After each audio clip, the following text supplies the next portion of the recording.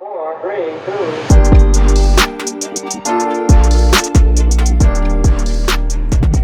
2. Contraditório, né? Porque tu imagina, és capaz de ficar mal contigo próprio, Mas com os outros não ficas. mas com os outros não ficas. Só que devia ser ao contrário. E isso acontece muito quando as pessoas quando não têm medo de dizer não. Sim. Quando as pessoas têm medo de dizer não, okay, é porque elas próprias também precisam de alguém também que puxe elas para andar para a frente. Sim. E o não às vezes resolve tanta coisa. Sim. Mas é difícil dizer não, não é? Durante muito tempo foi muito difícil dizer não. A ti? Sim. Até ao momento em que, lá está, é o twist, né? Tu olhas para a coisa e dizes, olha, já não me faz mais sentido e eu não quero continuar a ser assim porque o que é que eu ganhei até agora e o que é que eu perdi. E a partir daí acabas por se calhar aprender a dizer não. E o não afasta também muitas pessoas tóxicas da tua vida, não? Crias logo ali automaticamente um filtro. Porque uma pessoa que não saiba ouvir um não da tua parte acaba por ser uma pessoa que também não, se calhar não faz sentido estar ali. Porque se for só um yes man, tu não estás ali só para agradar ninguém, né? Acima tu tens de agradar a ti.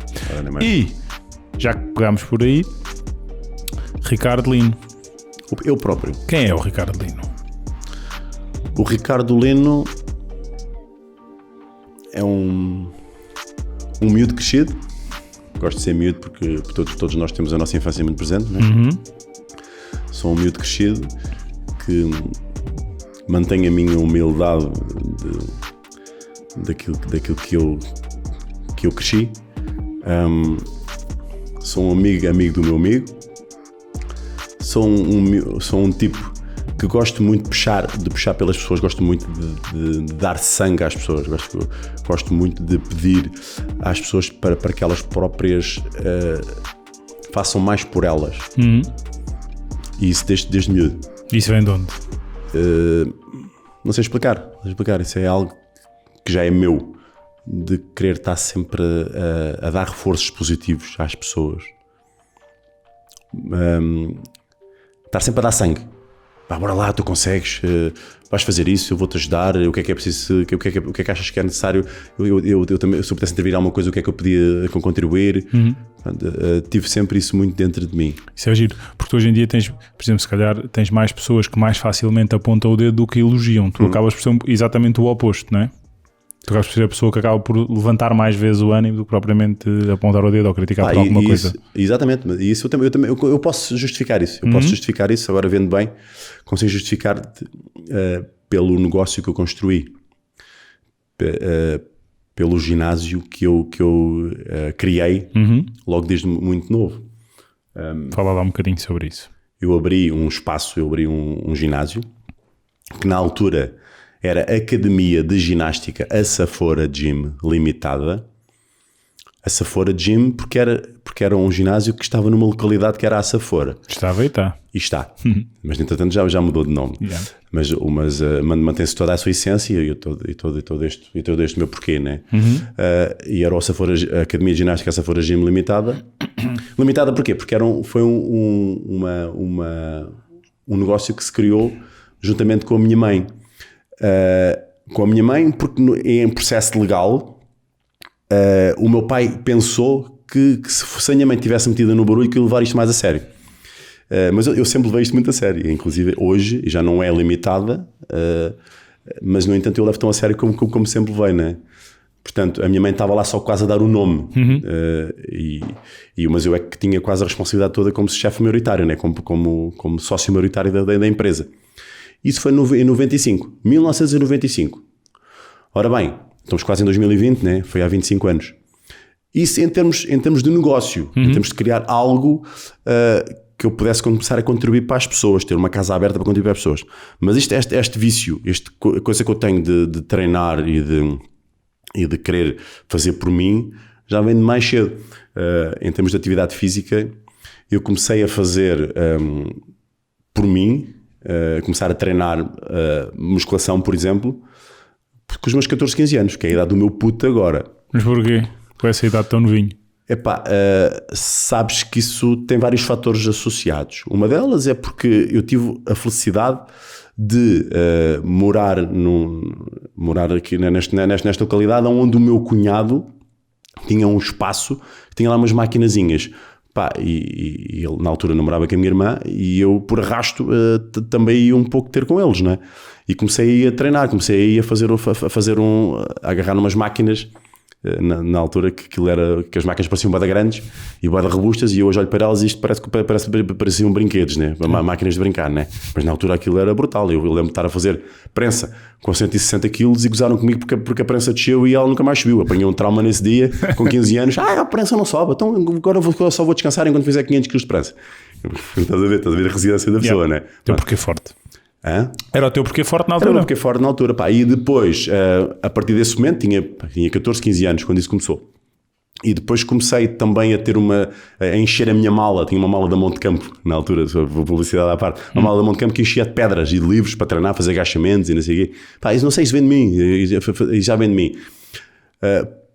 Se calhar por também ser um pouco magro. Fala-se muito dos indivíduos que são magros e que sofreram por isso, não só o bullying dos miúdos gordinhos, mas também os miúdos magros também sofrem por ser magros. Pá. Tem casos de pessoas que, neste meu rol de experiência e de contactos que eu tive com pessoas que já fiz avaliações e com contato de uma certa forma, né, ao nível de treino, aparece pessoas ao pé de mim a dizer que são infelizes porque são magras. E isso está tudo certo, porque a pessoa não está satisfeita com ela própria. Yep. E se formos ver, há miúdas que usam 2 pares de calças. Ok. Ou 2 pares por serem magras demais, e elas não gostam de ser chamadas magricelas demais, porque não têm rabo, são magras demais, percebes? São uma amostra de mulher ainda, percebes? Elas consideram-se que não são mulheres o suficientes porque não estão ainda muito desenvolvidas. Yep. E no homem isto também acontece. O homem sendo muito magro, também isso acaba por ser negativo pelo próprio, porque vê homens maiores, mais maduros. Autoestima e por aí fora, não é? Autoestima, influencia muito com isso. E eu, que fui um indivíduo que cresci muito, eu com 15 anos tinha quase 1,90 m. Na altura eu lembro-me que mandei um ganda pulo, e os meus braços pareciam uns aranhices, pernas compridas, totalmente magro, ectomorfo puro. Um indivíduo muito magro e com muita dificuldade em aumentar de peso. Sei lá, quando saí mais ou menos no 9º ano, tinha se calhar para aí 60 e poucos quilos, no máximo 70, e tinha quase 1,90 m. Se tivesse uma rabanada de vento, eu quase fugi com ele. Isso, por ter passado um pouco por essa magreza, penso que isso também foi que me levou também ao treino, à parte da musculação. Foi isso, para me tornar também mais forte. E sinto que hoje sou muito mais forte por causa do ginásio, atenção. E nota-se também. Eu sou mais forte em termos de corpo e também sou mais forte em termos de mente, porque isto é criar músculo, né? Como tu dizes, né? Criar músculo físico e músculo também mental. E voltando ao ginásio, depois por ter realmente esse trigger de experimentar e de gostar, criei depois aqui um espaço que era muito perto da minha casa, onde eu morava, que era uma vivenda que estava a precisar de obras, que era uma casa dos meus pais. E que eu perguntei aos meus pais se podia meter umas máquinas que eu tinha em vista para meter ali embaixo para começar a treinar. E o meu pai disse, está bem, pronto, aquilo não está a ser aproveitado. Põe lá as máquinas, mas cuidado que lá na casa até chove lá dentro e tudo, né? Pronto, e depois começamos a fazer algumas obras e começamos a mudar e depois... eu treinava, eu próprio treinava e os meus amigos começaram a aparecer. Amigos dos amigos, chamavam amigos, referências. Isto com um certo ponto em que eu tinha ali pessoas a treinar comigo que eu não conhecia lá nenhum.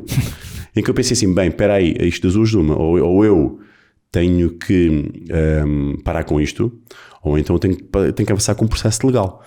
Não só para as condições, mas também eu ter mais bagagem para que possa dar às pessoas um produto diferente que as pessoas mereçam, né? E que isso é que também me fez tornar o que sou hoje, né? Quantas pessoas é que tu chegaste a ter aí? Ora bem, na Academia de Ginástica, essa for regime limitada, na altura não tinha muita gente. Tinha as máquinas de musculação, tinha depois umas aulas de aeróbica na altura, que utilizava-se muito a aeróbica na altura, o step. E depois também tinha uma massagista, mas em termos de clientes, chegávamos a ter se calhar aí 50 mas numa pessoas. Zona como essa fora acaba por ser um número bastante representativo de gente, não é? Sim, até porque na altura, então estamos a falar na década de 90, final de 90, antes da Expo 98, não é? Eu senti que as pessoas na altura eram um bocadinho mais, sei lá, reservadas ao treino, ainda por mais no sítio como este. Eu senti muito disso na pele, em que as pessoas, alguma malta me dizia assim, Ricardo, é treinar, mas isso tu até tinhas de me pagar para ir treinar, porque o pessoal está habituado a receber dinheiro para trabalhar, né? Yeah. Pronto, quer seja na vinha, cava a vinha, a trabalhar na horta, estava a apanhar hortaliça. Aquilo era um propósito deles, basicamente, não é? Pá, e eles não percebiam porque que treinar porque faz sentido para eles, não fazia. Gastar dinheiro para treinar, não, tu tens-me pagar para estar a mexer o meu corpo. Sabes? Era muito essa mentalidade que tinha na altura. Mas que a pouco e pouco que isso começou a filtrar e também essas pessoas também que não interessavam, também supostamente eram tóxicas, entre aspas, né? Mas também havia sempre pessoas que compreendiam e que procuravam em termos da parte do treino e do que isso podia servir de propósito para elas. E que estratégias é que tu usaste, por exemplo? Imensas estratégias. Opa. Só para teres uma ideia, nessa altura eu tinha o ginásio a funcionar com máquinas de musculação, em que, por eu ser um indivíduo que gostava de treinar, começou cada vez a tornar-se um ambiente propício a isso. Começou-se a aparecer Ricardos Linos 2 e 3 e 4 e 5 e 6, e que cada vez eu fui crescendo mais na expoente de corpo, né? Cheguei a ter até 120 quilos, em que isso pode-se chamar bodybuilding, né? Construção do corpo, bodybuilding, em que em Portugal dá-se o nome de culturismo, né? Em que começamos a ter indivíduos mesmo massa bruta, em que já o peso não chegava, as máquinas já depois começavam a se ter por todos os lados, porque o atleta começa a ganhar força e nós temos que criar condições. E eu fui começando também a melhorar as máquinas. Se fores ver agora, o ginásio tem máquinas de topo, são máquinas muito boas, máquinas robustas. E o ambiente que na altura que estava era esse ambiente, era malta do bodybuilding, era malta muito forte e também um pouco atrevida, porque isso acaba por aumentar o ego, o indivíduo começa a tornar-se a gostar mais dele próprio, mais confiança, mais narcisismo, isso é tudo uma resposta depois indireta à situação, né? Sim. E que quando aparecessem pessoas externas que quisesse fazer uma atividadezinha mais branda, uma manutençãozinha, uma senhora, por exemplo, que viesse em termos de ginástica de terceira idade, por exemplo, a mulher de um atleta desses, elas não se sentiam bem. E eu tive que às vezes reformular várias coisas e fazer ali mudanças no meu percurso para que conseguisse dar suporte a todos. E isso depois teve várias fases da minha vida em que eu depois até interrompi por exemplo, o bodybuilding. Foi uma grande chapada sem mãos para muita gente, foi uma notícia se calhar muito triste para muita gente que me seguia e que treinava comigo na altura, mas foi o melhor que eu tive de fazer. Porquê? Porque essas pessoas não estavam a permitir que outras entrassem. Claro. Okay? Era um entrave, era um impasse.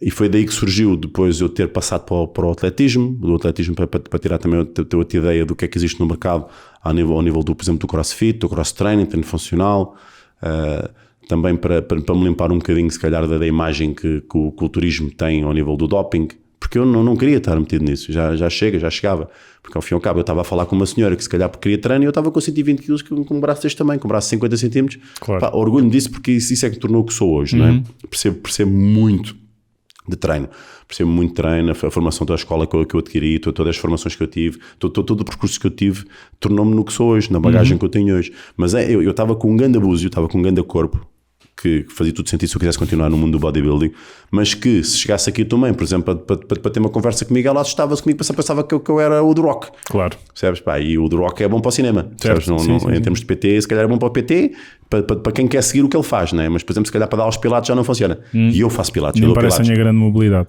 Pronto, e o pilates também foi uma coisa que entrou também no meu percurso da minha vida, que também me trouxe outro público, o Pilates. E o que é que tu, neste processo todo tu fizeste e por tudo o que já passaste, o que é que tu mais te orgulhas? O que é que eu mais me orgulho? O que eu mais me orgulho é de ter criado algo que ainda hoje existe, que é o que é o meu negócio. Porque eu quando fiz o nosso espaço, o Safora Gym, que agora tem o meu nome em termos de estúdio de cinta, que eu tenho em Algés, eu abri recentemente em Algés. Quando eu fiz os 20 anos, quando eu celebrei os 20 anos do espaço do ginásio, eu convidei algumas pessoas, algumas não vieram, outras compareceram, e veio cá, portanto, o nosso presidente da junta de freguesia. E quando nós depois fomos falar um bocadinho ali ao micro, aqui para toda a gente que veio cá à nossa festa, ele disse uma coisa que eu nunca mais me esqueço, que ele disse assim, para toda a gente a ver, pessoal, nós estamos aqui então no ginásio que está a fazer 20 anos, e que nós também muito orgulhamos que é um ginásio da terra. O que eu queria dizer é que quem está à frente deste espaço, que é alguém realmente com muito querer, muita força e que lutou por isto durante muitos anos, só para vocês saberem, já há tantos ginásios que se abriram e já fecharam. E este mantém-se aberto por algum motivo. E eu vou dizer porque é que está aberto, porque eu sou bastante teimoso. Tu uma vez ponderaste desistir? Não. Nunca.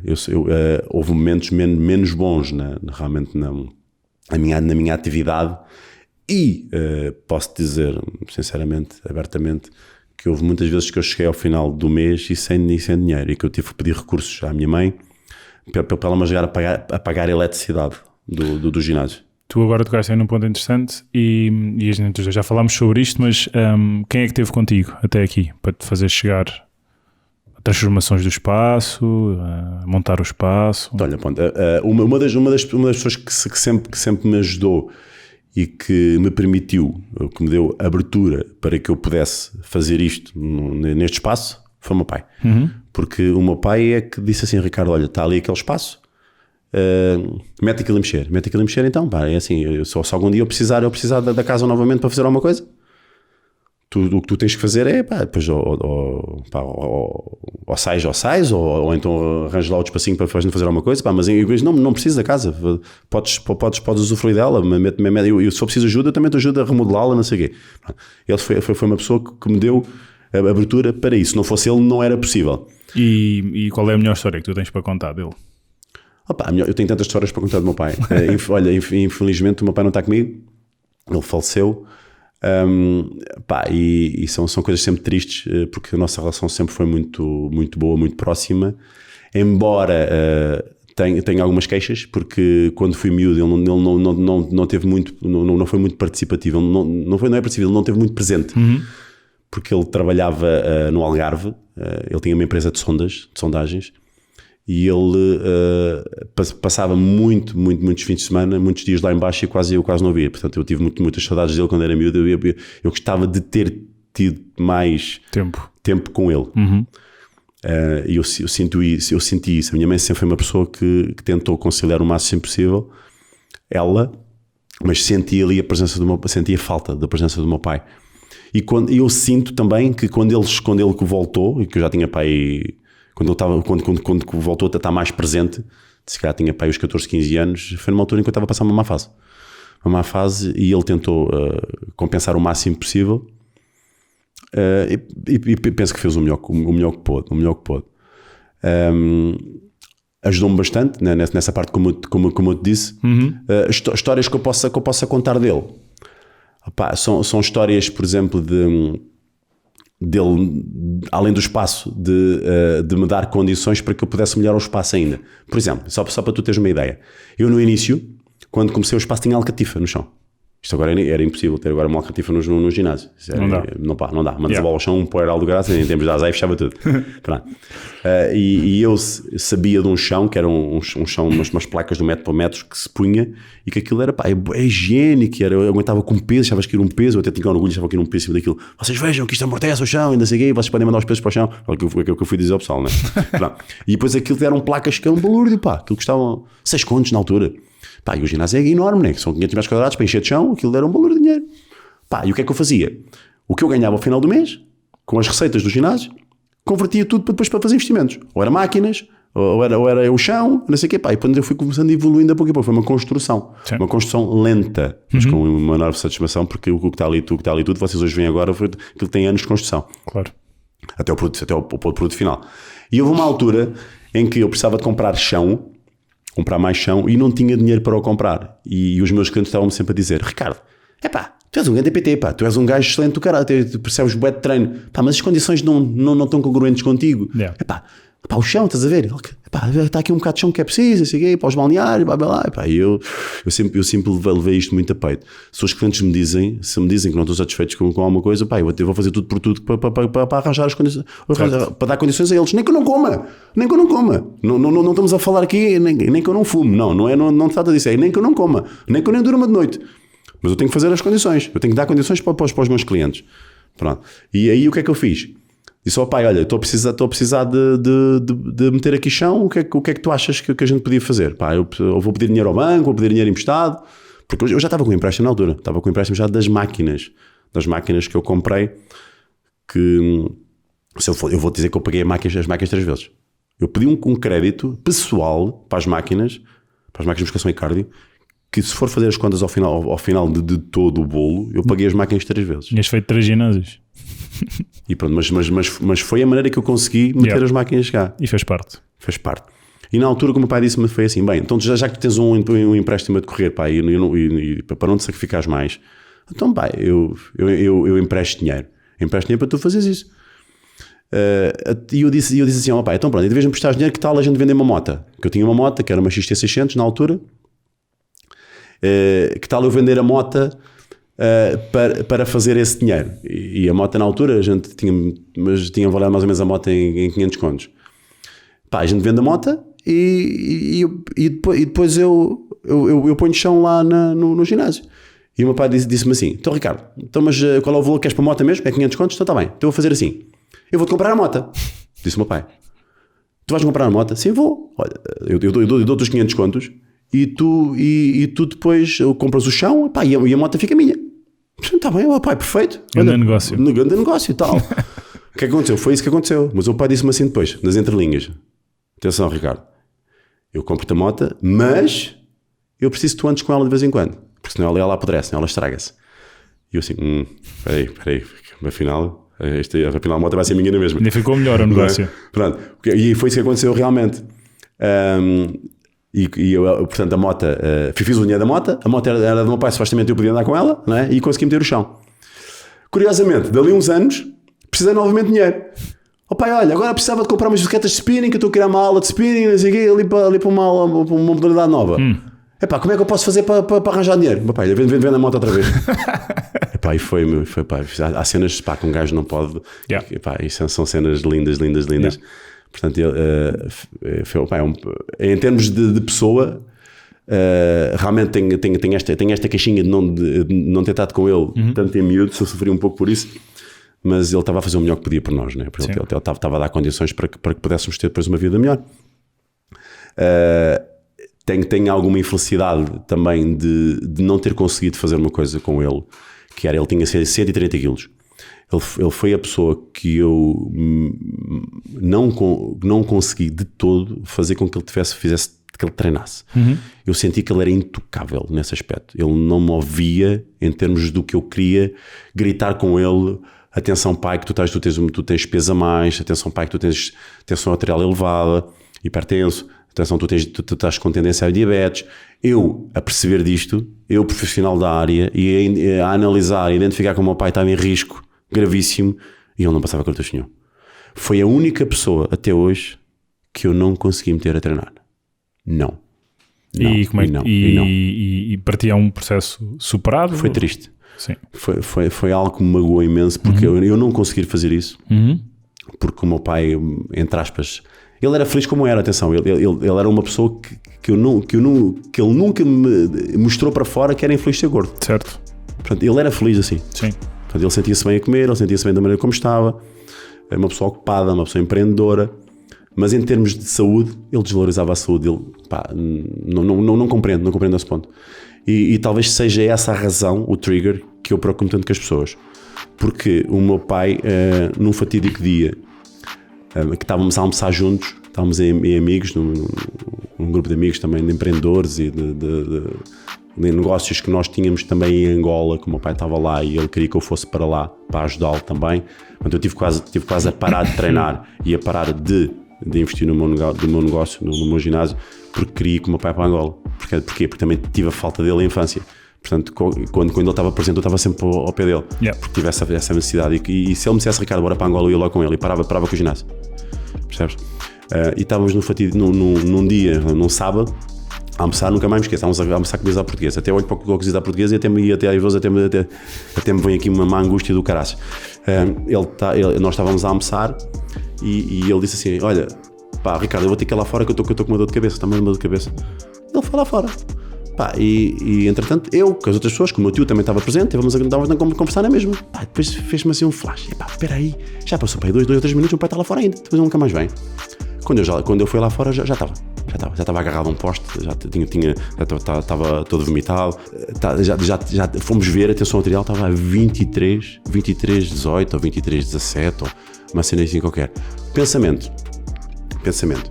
Vamos ligar para os bombeiros, que é para levar uma ambulância, que é uma ambulância para levá-lo ao hospital. Não foi isso que eu pensei. Eu disse, pai, vou-te meter no carro e vou daqui para a Amadora assim, prega a fundo que eu vou-te salvar, que eu quero te levar.